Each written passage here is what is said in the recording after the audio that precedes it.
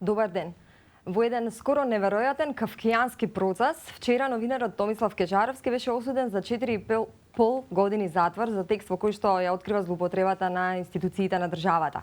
Тоа беше последниот од серијата случаи кои што сериозно ја проблематизира уставно загарантираната слобода и право на изразување и информирање на новинарите и ја доведува во прашање поентата на постоење на медиумите во едно демократско општество. А како што велат и во добро познатата Newsroom, во демократија ништо не е поважно од добро информирани гласачи. Токму за таа тема зборуваме и денеска во Зебра. Оваа дебата, како и сите претходни оваа година што ги правиме на нашиот канал Зебра онлайн МК, е направена во живо за да можете и вие да се вклучите со вашите ставови. Користете го хаштагот Зебра МК или кажете ги вашите мислења на нашиот пејдж на Facebook. Денеска на оваа тема дискутираме со новинарката Ирена Радовановиќ и со Петрица Рачини од Македонскиот институт за медиуми, кој исто така е новинар и граѓански активист. Ќе се надоврзам на воведот на Маја, кој што е околу случајот со Кежаровски, кој што трае повеќе од, можеби една година, можеби нешто помалку, да не 5 месеци, да, прецизно да се изразиме, кој што првата судска инстанца вчера се изјасни, значи тој конечно не е завршен, меѓутоа случајот е присутен во јавноста. Кажете ми како проценувате дека целиот овој процес што трае толку долго време, додуша можеби за нашите судски инстанции заврши и прекратко, како ќе влијае врз медиумите, значи во поглед на нивната слобода, загрозеноста? Било кој од вас може слободно да... Па ете, на дамата да дадем предност. Добро, еве јас ќе го кажам моето мислење дека се согласувам со реакциите на другите новинари дека казата беше дека е превисока. Ако за тоа дело откривање на заштитен сведок е од 1 година до 5 години, него му се доделија 4,5 години, што е многу. Очекувам таа казна да биде намалена. Случајот како случај Ораше е многу не е доволно јасен. Обвинетите за убиство се 2 пати осудувани по 12 години затвор, третиот пат добиваат ослободителна пресуда, значи малку не е толку јасен. Сега колегата е осуден за што нели издал откривање на идентитетот. Сега тоа како ќе влие? Јас мислам дека може само да внимаваме за воидни на новинарите кога се работи за заштитен сведок.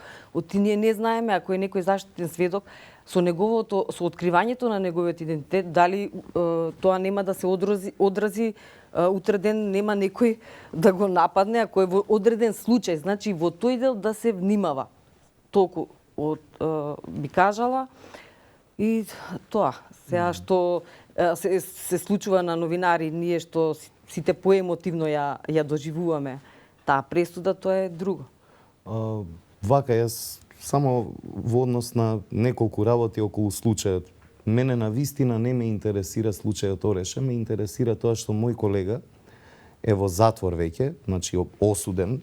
Сега ќе видиме како ќе терат понатаму инстанците, а 5 месеци и повеќе во притвор за напишан текст. Втора работа, ако го видите текстот, никаде Кежаровски не го открил заштитениот сведок, дури го користи друго име за него и дури во тој текст се вели дека тој човек не е од тој град. Нели, туку го представува како сосем некој друг човек од друг град. Значи, професионалните огради Кежаровски ги употребил. Втора работа околу случајот Кежаровски, значи, оставањето на човекот во притвор за напишан текст, при што самиот сведок изјавува дека бил наместен, дека бил присилно натеран да сведочи и самиот се открива. Самиот текст е напишан пред воопшто тој човек да биде прогласен за заштитен сведок. Значи, сите овие работи упатуваат, значи, логиката на нештата вели дека судот треба да биде многу повнимателен во вакви случаи, кога посредно, преку своите одлуки, може да влијае врз слободата на медиумите, врз стравот што може да се прошири во медиумската заедница и нели поттикнувањето на самоцензурата. Само уште нешто би кажал во однос на ова. Новинарот по сите меѓународни конвенции, значи и по добрите практики на професијата, Има право да направи такво нешто, да открие заштитен сведок, доколку има сериозни индици дека тој сведок не е вистински и доколку има индици дека преку тој сведок се воспоставува опасен преседан, да може луѓе од полицијата, кога сакаат да влагаат по затвори и да тераат луѓе да сведочат лажно против некого. Тука, значи, и судот во Страсбур суди така, се става на вага интересот, јавниот интерес. Ако откривањето на лажен сведок е поголем интерес, а е поголем интерес затоа што утре тоа значи дека било кој што може да го злоупотреби државниот механизам, може тоа на секој граѓанин да му го прави, да му мести сведоштво, да му мести случај. И ако еден новинар го земе тоа како тема на својот третман, апсолутно има право да објави и заштитен сведок доколку има индици дека тој сведок не е вистински сведок. Тоа го направил Кежаровски, поради тоа е во затвор. И сега, замислете како на тоа реагира судот. Еве има денес соопштение каде што ги кара новинарите и медиумите, вика кој им го дал на нив правото да го заштитуваат јавниот интерес. Тоа исто како да прашате кој му го дал правото на кондураџијата да поправа кондури или на лекарот да лечи. Мислам дека вакви прашања, ваков однос на судот и судството, ваквиот начин на водење на постапки, многу повеќе зборуваат за оние што ги водат постапките, отколку за граѓаните што се уплашени, за професијата која што не е ничкосана и дотерана малтене со грб до зидот. И сето тоа понатаму може да произведе икс реперкусии кои што дополнително ќе ни го анестезираат општеството и дополнително ќе влеат страв и ќе оновозможат нормалната дебата за прашање. Ги видовме пред некој ден Милошовски и Гордан Георгиев дебатира на една телевизија.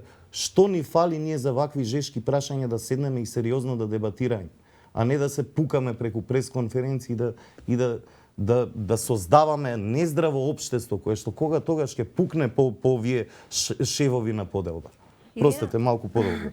Аномалиите во медиумската култура во Македонија, воопшто во медиумската сфера, беа нотирани во последниот извештај на Европската комисија за напредокот на земјава, каде што се посочува дека има екстремна поларизираност во медиумите, дека владините реклами насочени кон медиумите кои ги поддржуваат дополнително негативно влијаат на демократијата во медиумите, дека јавноста, што е најважно, нема пристап до избалансирано новинарство и избалансирана информација. На што се должи според тебе таквиот пат во квалитетот на информирање? Вака, прво значи добро, сега Европската унија секогаш ќе наоѓа некои забелешки додека и кај голем дел од граѓаните веќе и со на самото што главниот услов зашто Македонија не добива датум за преговори е јасен, промена на името и промена на идентитетот. И што и да каже од таму Не делува веродостојно? Не, него например ако го крши тоа е едно основно право на луѓето да се самоопределат. Сега Зошто би ги земале? Паѓа да, не и паѓа кредибилитетот едноставно пред голем дел на граѓаните. Од друга страна, колку што знам, таму во извештајот е нотирано тоа што се случи во собрание 24 декември. На 24 декември, што беа отстранети новинарите од галерија и го сметам и тогаш кажав дека тоа не требаше да се случи, зошто така процениле, како процениле, тоа е забележано. Во однос на се наметна значи определбата на некој медиум не е нешто ново и не е сега. Значи некој медиум е десен или лев. Таква била од секогаш. Зошто сега паѓа во очи или е пренагласено? Затоа што постојано се дебатира. Кога нешто постојано се истакнува и се дебатира, тоа паѓа во очи. Иначе претходно исто било така, да речам, например ако се барало работа во еден медиум што бил и се знаело дали е десно или лево ориентиран, не се правело од тоа проблем. Сега тоа се проблематизира. Да. Само дозволете, значи апсолутно е легитимно правото на редакцијата да има сопствена уредувачка политика, но тоа што го направи проблемот е едностранното информирање. Значи не е проблем да ви се допаѓа повеќе една или друга политичка опција. Проблемот е кога вие известувате за нешто, а другата страна воопшто ја нема во вашиот новинарски производ. Тогаш тоа не е новинарски производ, туку е пропаганден билборд. Тука се направи клучниот проблем. Инсистирањето на културата на еднонасочно комуницирање, на глави кои што зборуваат, кои што ќе се наредат на пресконференција, кај што вие не можете да поставите прашање надвор од темата, критички настроените медиуми не можат да пристапат за било која тема, да кренат телефон да се слушнат со некој министер, со некој портпарол или така натаму. Значи, за нив вратите се затворени. Од друга страна, тоа се случува и на провладините медиуми, не често, не толку често како што е во другиот случај, но се случува и тие да наоѓаат кај некои такви пандани, пропагандистички пандани од условно речено опозицијски маштаб, кои што се појавуваат сега, претежно на социјалните мрежи, од и мејнстрим медиумскиот простор е завладеан од власта. Истото им се случува сега, тие да не можат да пристапат таму и да си ја раскажат, значи, владеачките структури или некои од владеачките партии да си пристапат и да ја кажат својата страна. Значи, ние овде, за жал, долго време не создаваме новинарство, туку создаваме пропаганда, каде што секој си зборува во својот канал еднонасочно кон претпоставената публика што сака да ја убеди или што мисли дека веќе и онака е на своја страна. Затоа, кон таа публика не ви е потребно ниту аргументи вие да давате, таму е потребно да сте што поциркузант што е можно, што повеќе да го навредувате политичкиот или етничкиот или верскиот противник. И сето тоа создава ваква ситуација. Не е проблем да имате уредувачка политика про или контра некого. Проблемот е кога ќе напишете, нели, универзалното, едно од правилата во новинарството. Коментарот е слободен, ама фактот е неприкосновен. Не можете вие да пишете текст за една партија, а во тој текст воопшто да го немате ставот на таа партија. Сакавте да реплицирате? Да, многу се концентрира и новинарството, не е само од сега, од поодамна на натрешна политичката ситуација, премногу се троши енергија на тоа, се чувствува една безидејност да се отвори некоја тема што ја засегаат поголем број на граѓани. Некако јас тоа го чувствувам, разбирам некој што нема услови тоа да го прави, нели, портал, дема, да речам, редакција или поголема екипа, меѓутоа не ги разбирам оние каде што може тоа да се прави, а не се прави. Мислите дека темите се исто така диригирани од одредени политички центри? Или диригирани, или ја мислам дека повеќе е како безидејност и неинформираност доволно што се случува во светот воопшто. Па јас ни една анализа од наш новинар не прочитав за Сирија. Иако тоа може исто, многу анализи ќе прочитате во српски медиуми, во хрватски медиуми, кај нас тоа го нема. Ние сме многу ограничени. Значи сме научиле како некој шаблон, прашај го овој, прашај го оној, се чувствува таа безидејност. Малку треба да се свртиме и кон себе, значи нешто да се измени за да дојде да биде и она друга на улога на едукација, значи да информираш и што се случува малку пошироко од ВМРО и од СДСМ. Значи малку треба и ние да бидеме и посамокритични за да бидат медиумите подобри. Не може само тоа да се продуцира и постојано да се зборува, недостасуваат други теми што ги отвараат во другите. Например, еве случајот за ГМО. Ние прв пат слушнавме во април месец, така беше кога беше најавен протестот, јас случајно барам кај хрватите и кај србите тоа било зборувано од пред 3 години. Значи многу порано, зошто кај нас никој не е отворил таа тема? Значи малку треба и ние да си бидеме посамокритични, да гледаме малку пошироко и да отвараме теми. Зошто да земаме приказни животни од странски држави? Дали во Македонија, иако не е голема држава, 2 милиони жители се, толку ли нема кај нас животни приказни, па мора ние да ги превземаме од други? Зборот ми е малку треба да се имаме, мислам дека разбирање има. Да се надоврзам, значи околу редовачката политика тоа е точно, нели, сите ќе се согласиме дека има лева, десна или центристичка и тоа и на запад постои, тоа не е нешто ново. Меѓутоа, еве за конкретен пример кај нас, дали таа може да биде десна или лева кога е прашање на пример за загадувањето во Скопје, кое што е практична граѓанска тема. се игра Па и за Легува- ГМО, и за било, да, и со од тоа, не знам граѓански дали вие сте интерес. забележиле Дали тоа може да дека- биде лево или десно загадувањето во Не знам Скопје? дали сте забележиле дека за одредени сега фабрики немојте кои да што го очекувате, загадуваат ако Скопје, Тоа ми е- собственикот се случува- има медиум, Некојаш да се молчи, а го некојаш не. загадува Скопје, дека таму ќе биде тоа објавено. Тоа го оправдува, значи, Па принципот? не го оправдува, тоа е, како да ви Епа. кажам, Модус операнди. тоа е Ама се исто работи- како да вас некој ви даде пари, отварате медиум или ве поставува заглавен и одговорен и вие работите контра оној што ве плаќа. Значи, еве, имаше Знаете на што е конкретен- тоа Тоа е последица? суштински Тоа е интерес. последица на тоа што медиумите, затоа не е чудно ни судот што прашува кој им дал право да го бранат интересот на јавноста, кога долго време медиумите во Македонија го бранат интересот на огласувачите, на собствениците и на политиката, а не на публиката. Кога е таа врска прекината, значи кога медиумот не живее пред се од публиката или од продавање на очите на публиката да се пофали ја имам толку гледачи па да дојде некој огласувач да рекламира кај него. Туку кога пред се живее од парите кои што ги дава државата, купувајќи ја на клонетоста на медиумите, само тогаш државата. тогаш е многу лесно. Второ, тие кои што се клучни во овој процес се уредништвата. Погледнете, знаете ли дека над 50, можеби 100 уредници, на 20 главни уредници во последниве неколку години беа избркани од своите работни места? А да не зборуваме за целата уредничка класа која што е уништена. Кој работи на нивните места? Дали мислите дека работат луѓе што знаат, размислуваат новинарски, размислуваат за Сирија, размислуваат за ГМО? Не, работат луѓе што добиваат дојави за дневната агенда од партиските штабови. Јас гледам дека и истите се тие луѓе од претходно, дури сега се отвара медиум што Геровски го знаеме веќе колку време е во новинарство и сега тој.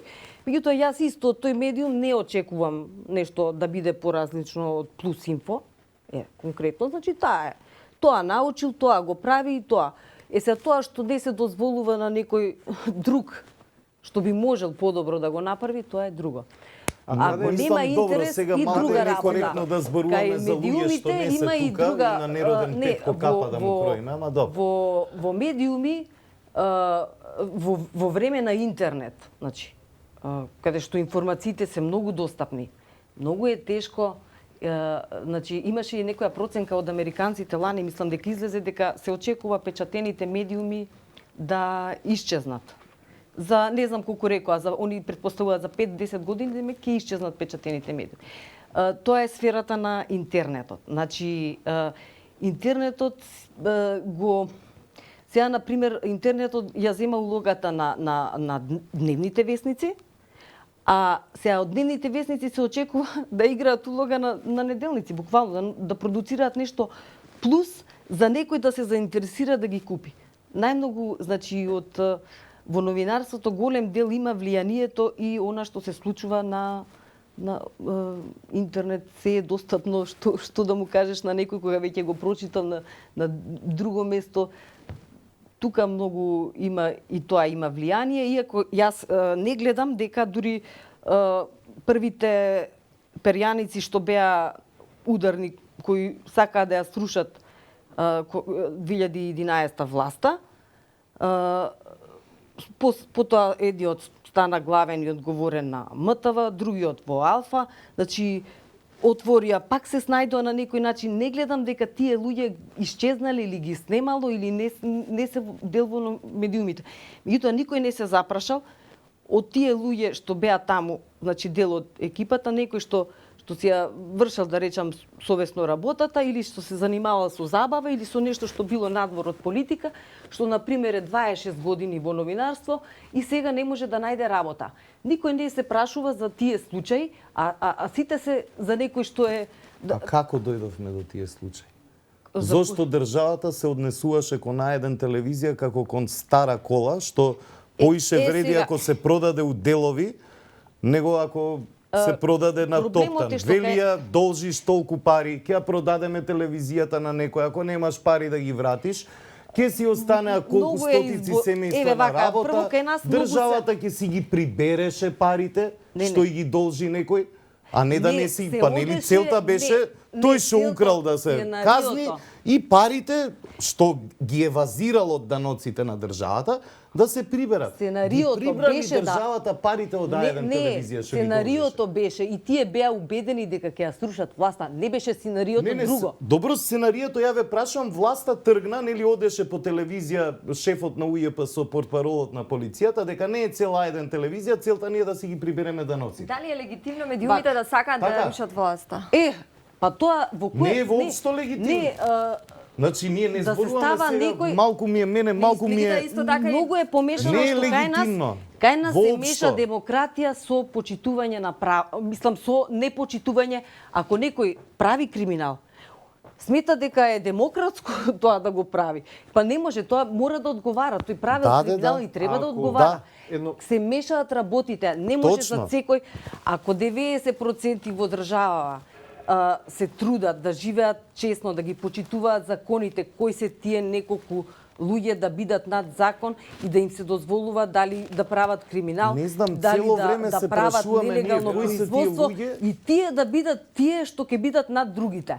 Ако Добро. се санкционираат, веднаш се Добро. дава етикета дека е тоа политички.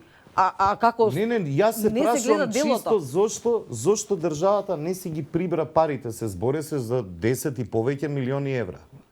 Значи таа А1 телевизија, ценам дека сите ќе се согласиме дека кошташе пари, као таква машинерија разработена со сите системи на место, тоа беше водечката на пазарот и една од по-технички и кадровски подготвените телевизии. Сега што Значи се државата да речеше извинете, вие должите пари. Ти собственику ќе одиш во затвор, бидејќи ова е казниво дело кое што може да се казни во затвор. Нам ни должите како држава, значи не на ВМРО, туку на државата, ни должите 12, 13, 15 милиони евра. Велија, шо имаш ти куќа, телевизија, ова, она, дај тоа да продадеме и државата да си ги прибере парите.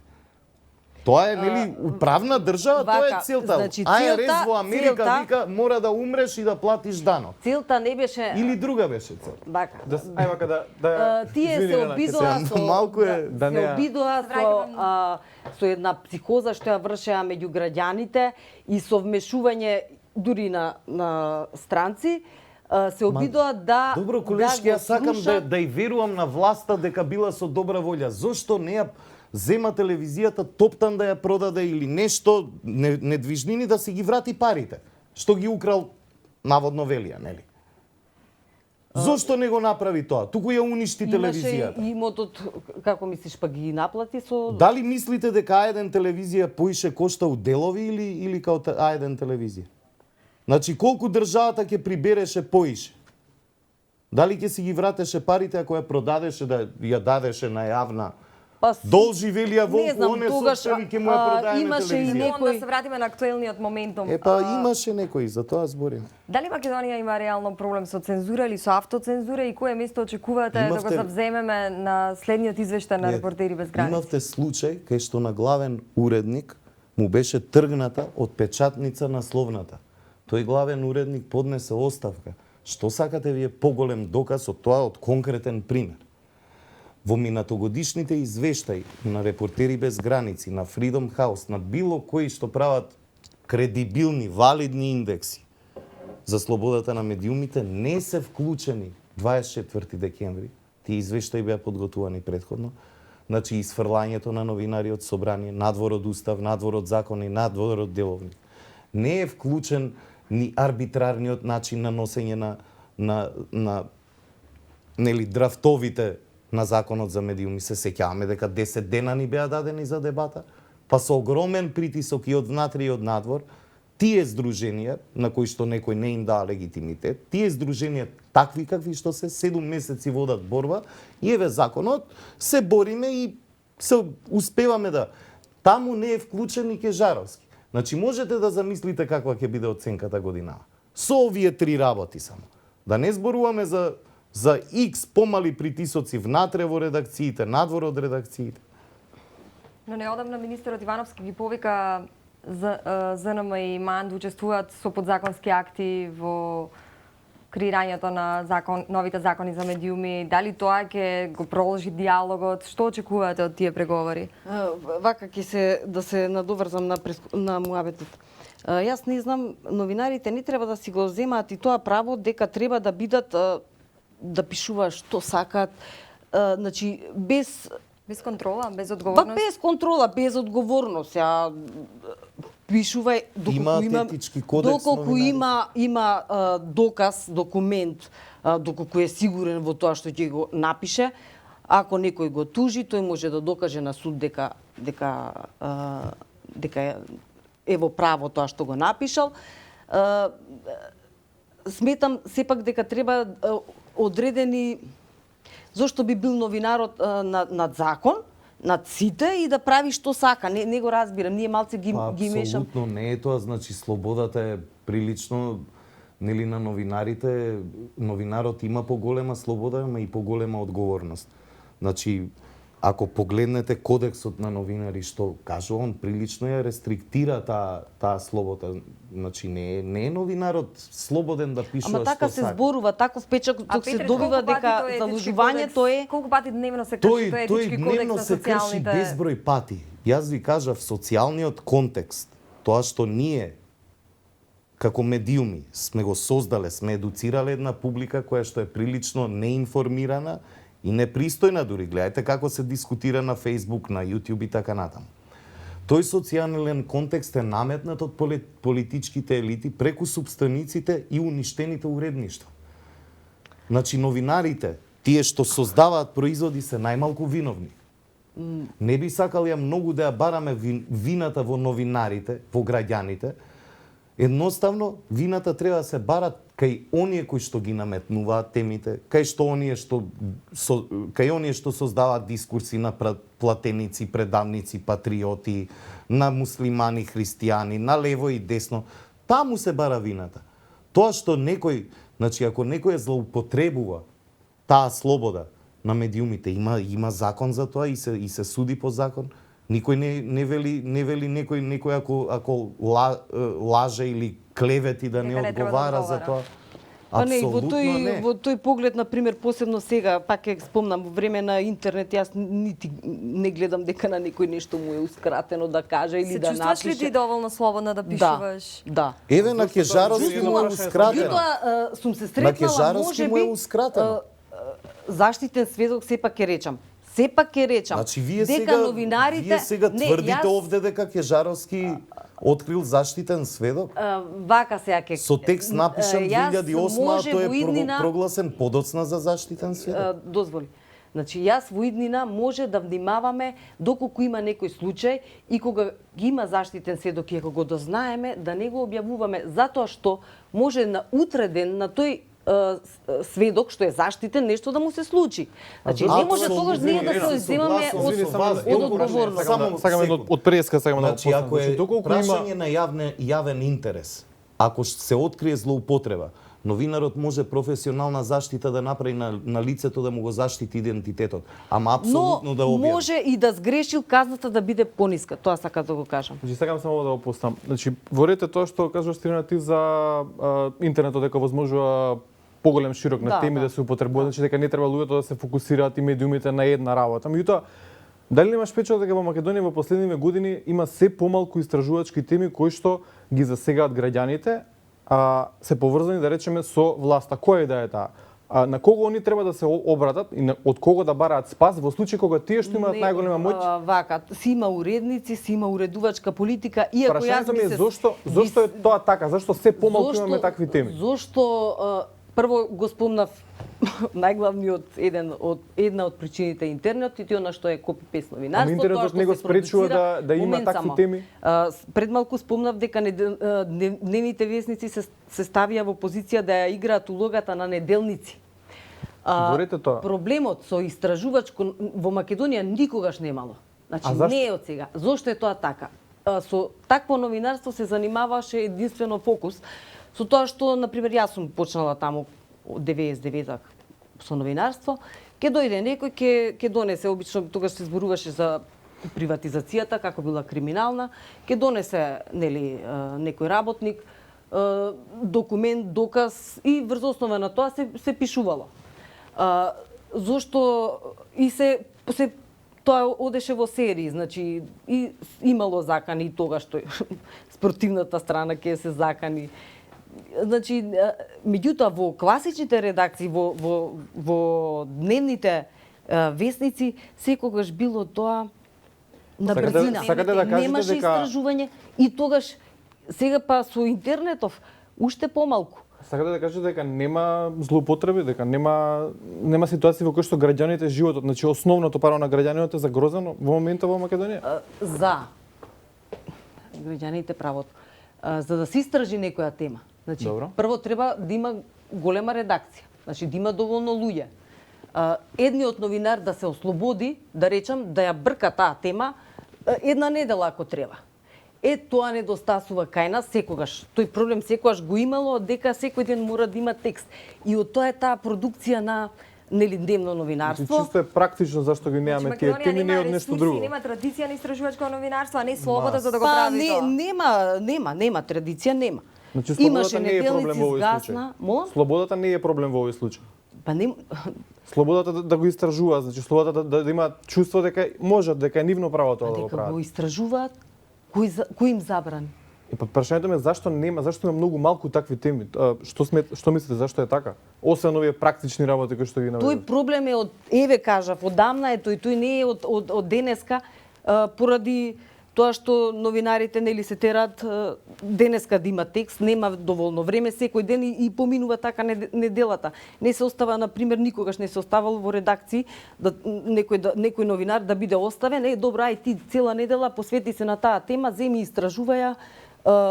Значи немало такво нешто никогаш. Дали е само лоша коинциденција тоа што токму на една таква истражувачка сторија врзана со смртта на Никола Младенов работеше токму Кежаровски, кој што сега е во затвор? Јас би почекала што ќе се случува со шпионот и излегува некои информации, не би коментирала многу и нити би сакала да шпекулирам. Да, постои ни кажа или судијата Туфекџич дека нека внимаваат тие што коментираат. Мислам да бидеме внимателни. Не зборувам од тие причини, јас во принцип и не сум многу по оние рекла казала муабет или што се зборува на улица, па се јас тоа да го земам здраво за готово, да почекаме малку да видиме. Колешке, вака, бидејќи вие сакате да почекате, ја ќе се држам до фактите, не до рекла казала. Колку што знам, редакцијата на Нова Македонија тврди дека патарините што ги нашла ден после случката, од кога истражниот судија си заминала и така натаму, дека се ги предала на полицијата. Тоа го тврди главниот одговорен уредник на Нова Македонија. Второ, тврди дека имаат снимка од предавањето на белешките за патарина. Од друга страна, исто факт, значи не измислувам ништо, ова се два факти. Добре, Третиот факт е дека вам на пресконференција ви излегува министерот за внатрешни работи, обвинителот и председателот на судот. Пораката кога екзекутивата и судската власт излегуваат заедно на прес значи тоа што го чита целиот свет е дека нема независно судство, пошто е несоодветно судија и полицаец и обвинител да седат на ист прес и да зборуваат со еден јазик, бидејќи судијата треба да ги проверува овие двајца. И таму на тој прес беше кажано дека редакцијата не доставила никакви патарини. Сега ова се факти, значи едниот тврди ова, другиот тврди ова. На шо да веруваме ние? Јас би почекала во случајов, затоа што вчера, на пример, момент само. Ево ова кажете за главниот и одговорен го спомна. Вчера, на пример, самиот себе се демантира во емисија, кажува дека тој не чувствува никаков страв, не чувствува притисок, дека може слободно да напише што сака. Но дека има притисоци. Момент само. Значи, така се представи дека тој секогаш пишува што сака. Зошто тој, на пример, би бил привилегиран и така да се чувствува, а некој да не биде?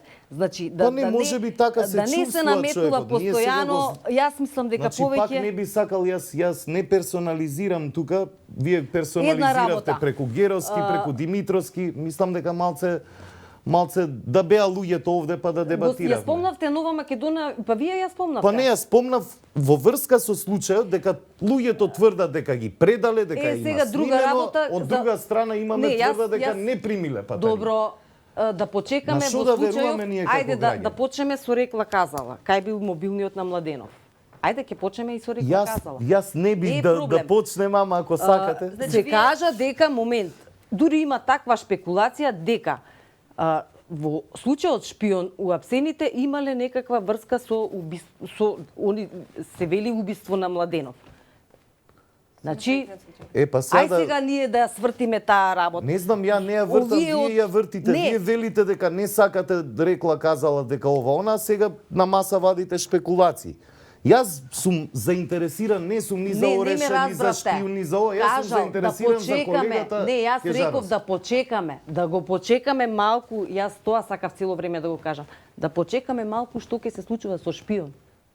Тоа го зборам цело време, за да не За да- се добро. шират овие шпекулации или зошто овој вака рекол или зошто оној така рекол.